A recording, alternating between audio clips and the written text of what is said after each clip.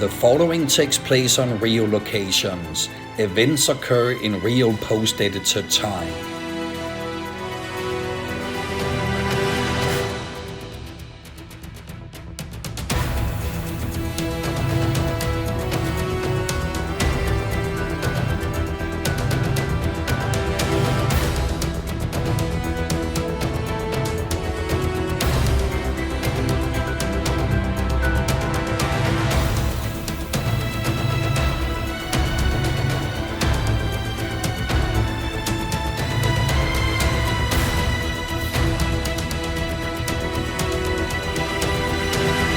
In Season 3, President Palmer arrives at the Bauer Auditorium at the University of Southern California.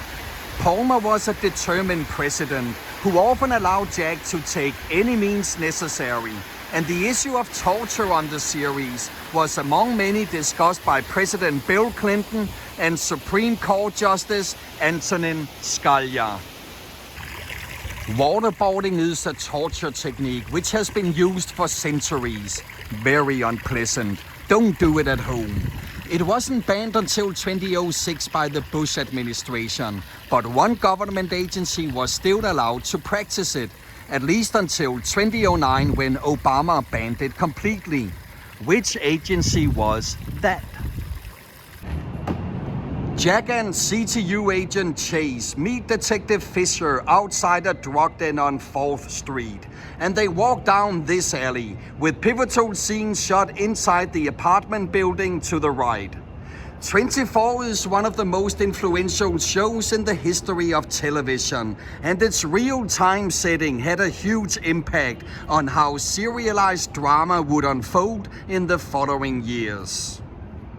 The genre of soap opera was the first to move away from standalone episodes, and the term soap originated from radio dramas being sponsored by soap manufacturers. The longest-running daytime soap in television in American history is Guiding Light. It ran for 57 years and over how many episodes? Whoever is the closest gets the point. Jack and Ramon Salazar land in a helicopter on Pershing Square and run into the subway station over there.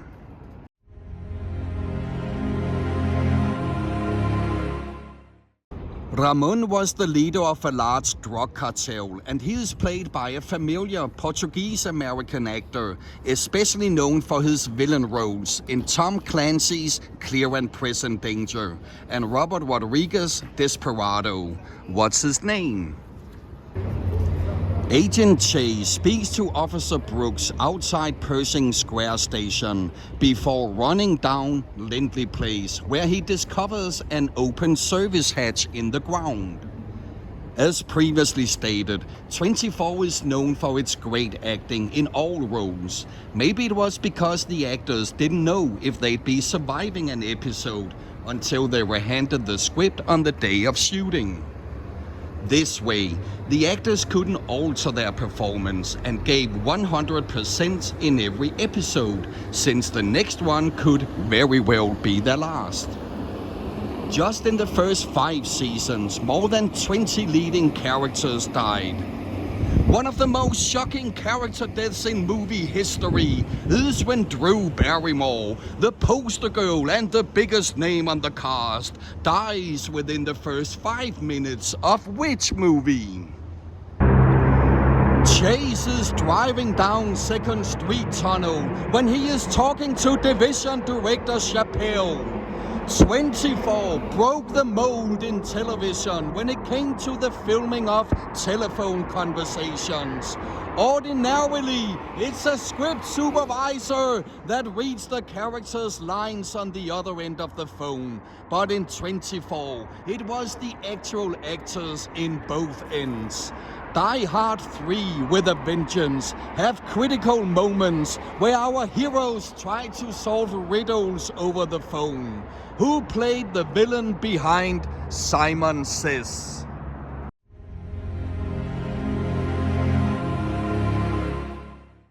This is the MI6 building in season 3, and MI6 is a British secret intelligence service.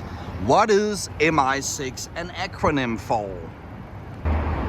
CTU agents Chase and Baker infiltrate this building. The scenes weren't complicated to shoot, but it goes without saying that any movie or television series shoots a much greater deal of footage than is ever going to be used. For an average 39-minute episode of 24, an insane 25 hours of footage was shot. The ratio between the total duration of footage versus what appears in the final cut is called shooting ratio. In the golden age of Hollywood, it was normal to have a 10-to-1 ratio. Today, the shooting ratio has skyrocketed due to the relative inexpensive nature of digital filmmaking. Mad Max Fury Road shot a staggering 480 hours of footage for a 2-hour movie. What's the name of the director behind the Mad Max franchise? This building was the base of operations for bioterrorist mastermind Stephen Saunders. Jack and the CTU team prepare their attack right here on Avery Street. Unfortunately, Saunders escapes down East 3rd Street, right down there. Here, Saunders was played by Paul Blackthorne, who we also know from Dumb and Dumber 2. Who played our two dim-witted heroes in this movie? The scenes at Saunders' new hideout were shot in this place, which used to house the Ambassador Hotel, but the building has since been demolished and rebuilt as a community school.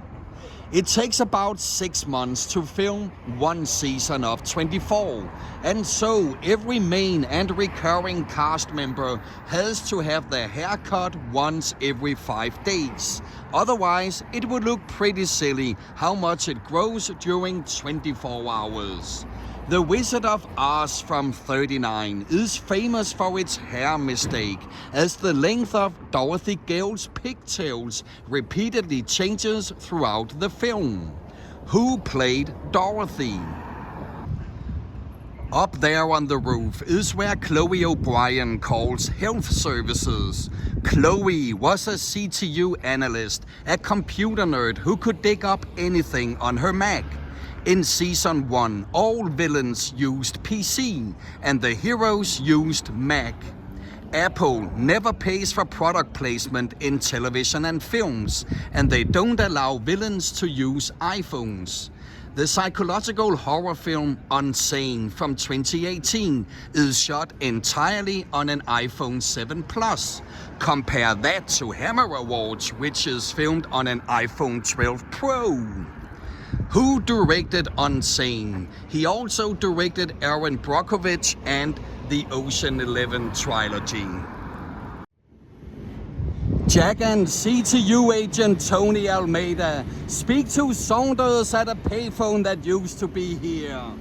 Just like in Hammer Awards, also the camera crew on 24 tried to keep all the cameras at eye level in order to add an extra level of realism to the scenes and generate emotions within the viewer.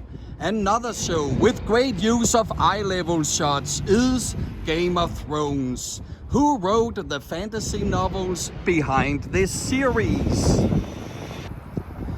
This is the alley where Saunders makes a trade with Jack and Tony. Another Tony, Top Gun director Tony Scott, was set to direct season 9, but sadly he passed away. The last film he directed was the 2010 action thriller Unstoppable, about a runaway freight train. Who played the two men trying to stop the train? One you also know as Malcolm X. The other you also know as James T. Kirk in Star Trek. Jack and Chase try to find Arthur Rabens, one of the virus couriers, on 7th Street Metro Center.